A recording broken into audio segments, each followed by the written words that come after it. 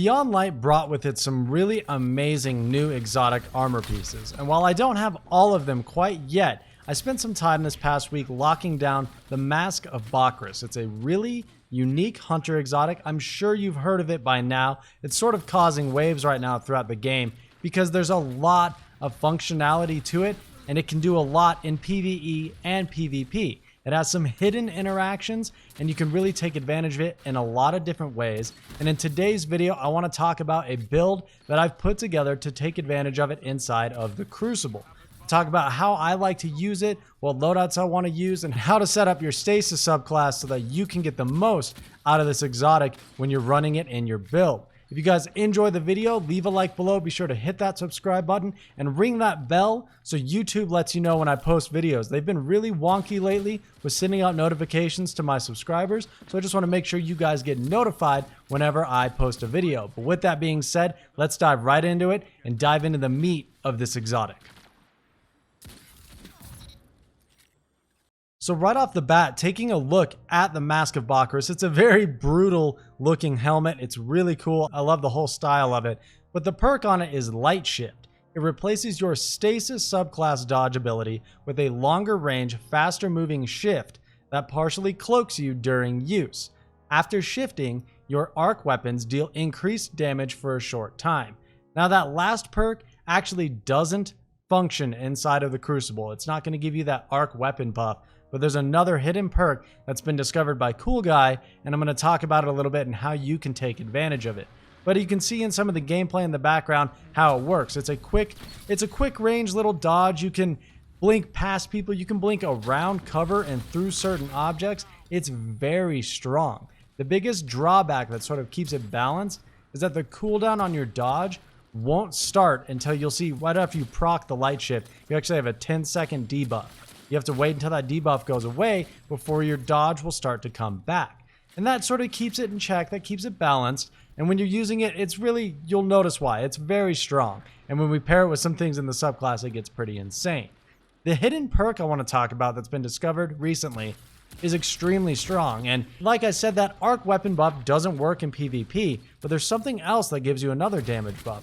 When you have the Light Shift debuff, that 10-second cooldown I was just talking about, while that's active, if you slow a target or you're going against a slowed target, you will deal 10% more damage to them.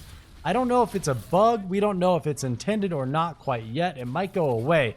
But for now, that's how it functions. When you're going against a slowed target and you have that Light Shift buff, you will deal 10% extra damage, and it's independent from everything else in the game, meaning it'll stack with Charge with Light, it'll stack with Whispers of Hedron and Kill Clip and Rampage. It stacks on top of everything. It's actually pretty insane. And while 10% isn't an insane amount of damage, it's still something to keep in mind that you can take advantage of.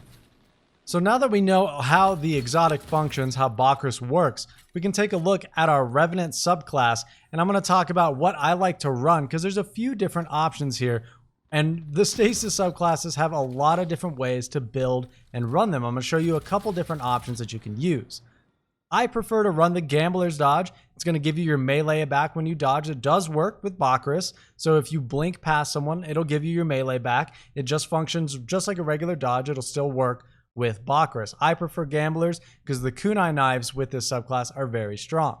I like to use triple jump. I have been trying to get into strafe jump because I know a lot of more elite upper tier PvP players prefer strafe jump. I've been trying to force myself to use it and get used to it because I know it really does add another dimension to your gameplay, but use whatever you're comfortable with. For now, I like triple jump, but I would recommend, if you're familiar with it, run strafe jump.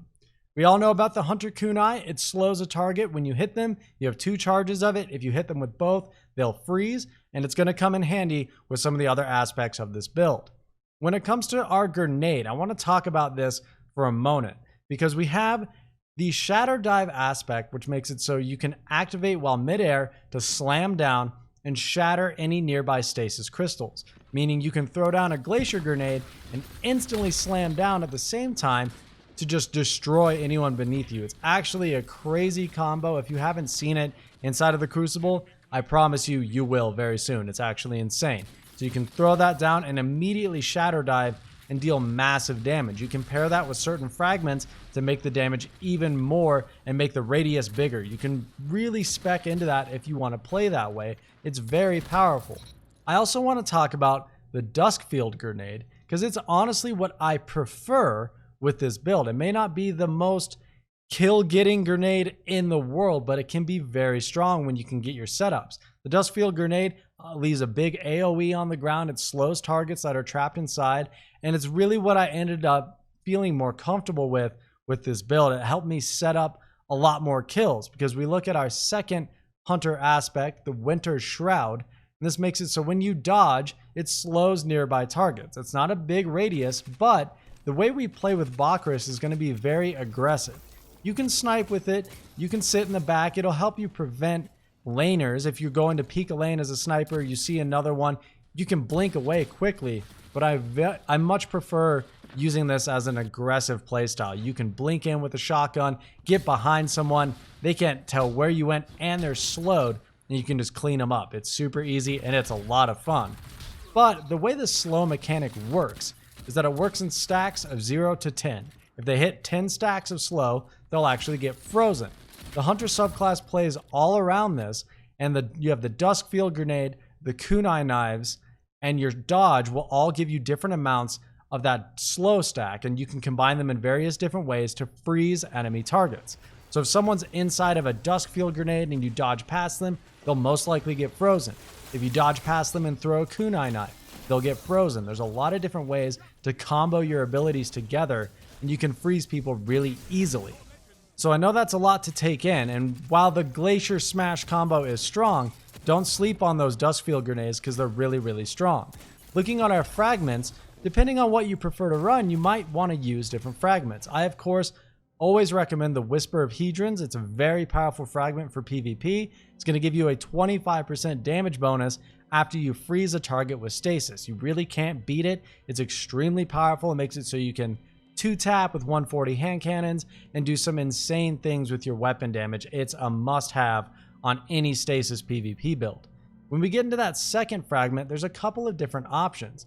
If you're going full send with the Duskfield Grenade and all about the slow, you're going to want to use Whisper of Durance, where the slow from your abilities lasts longer and it'll linger. It also gives you plus 10 strength. It's going to make it easier to set up those freezes and get those plays going. If you throw the Duskfield, blink in, it's just going to give you a little more time, makes it a little more forgiving, and I find it really helpful, especially in bigger playlists with more players running around.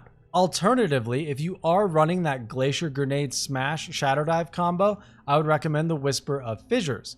This makes it so you increase the damage and size of the burst of stasis when you destroy a crystal or defeat a frozen enemy. So that goes hand in hand with that Glacier Shadow Dive combo. It just makes it bigger, makes it easier to pull off that combo. It's very, very strong. So however you want to run it, they're both very strong. I just prefer the slow and freezing gameplay. I like to control the battlefield a little bit more, and Bakris goes hand in hand with it, and it's very, very powerful. I want to give a quick shout because there is another fragment, the Whisper of Refraction, and I don't want you to get baited by this one. This one says defeating slowed or frozen targets grants you class ability energy. On paper, that sounds like it would be amazing, as it might be a way to counteract the debuff on Bakris, but it doesn't work. If you have that 10-second debuff, no matter what you do, you cannot reduce your dodge cooldown. So if you were to blink in and slow someone and kill them, you're not going to benefit from refraction at all. You won't be able to take advantage of it. Now, you could play to it if you wanted to. If your dodge was on cooldown and you were able to kill a slowed or frozen target, you'll get your dodge back faster. But I think it's more beneficial to just run high mobility and be getting your dodge back quickly anyway. Next, we're going to go over the loadout that I prefer to run. I won't keep you here all day. We'll just go over it briefly so we don't get too in depth with it. But I'm obviously just running a hand cannon shotgun combination.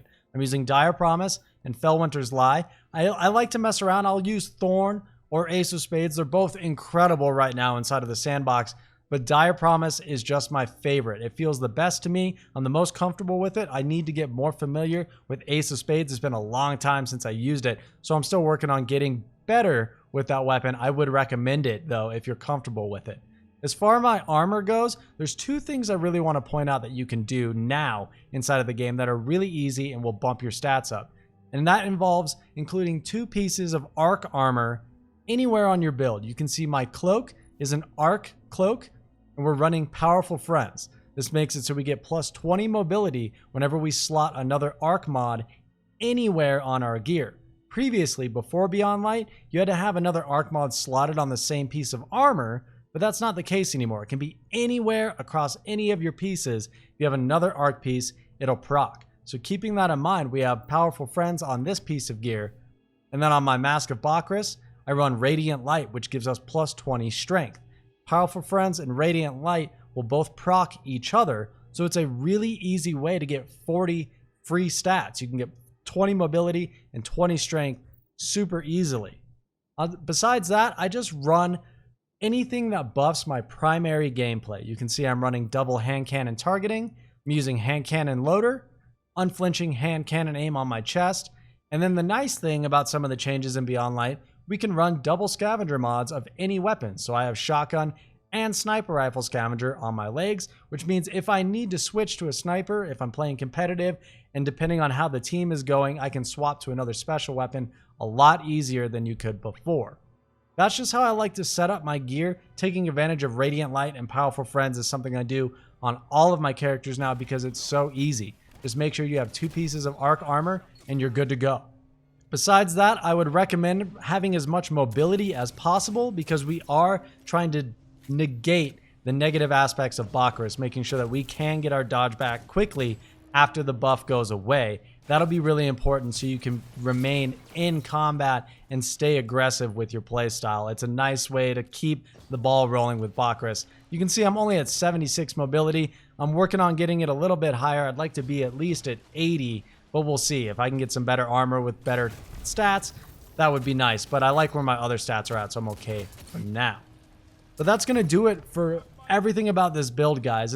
It's a really fun build. I'm not a master of it yet. I'm messing around with it. Bakris is such a unique exotic, and I really love the playstyle that enables. You can really juke people out. It's hilarious. Sometimes you'll just blink up in someone's face, and they don't even know what to do. They can't even react fast enough because you just blinked behind them or past them, and then they're slowed. It's very powerful and a lot of fun. I would highly recommend going and grinding out those lost sectors so you can get your hands on it because it's very strong and a ton of fun. That's going to do it for the video, guys. If you guys have any questions about the build or any other exotics you'd like to see me cover, let me know in the comments. I'm just having fun with Beyond Light, getting my hands on new gear, putting together new builds. It's been a ton of fun. I want to do some more in-depth PvP stuff, but I'm nervous about it because I just want to make sure I'm giving you guys the right information without doing a 20-minute video. So I want to dive into it. I might do some aim training type stuff. I want to work on it a little bit here in the near future. So let me know if you guys would be down and interested in that. I'd be very curious to hear what you have to think. Thank you guys for stopping by. I hope you enjoyed the video. If you did, leave a like below. Consider smashing that subscribe button for me. With that being said, I'll hope to catch you in the Crucible. Take care.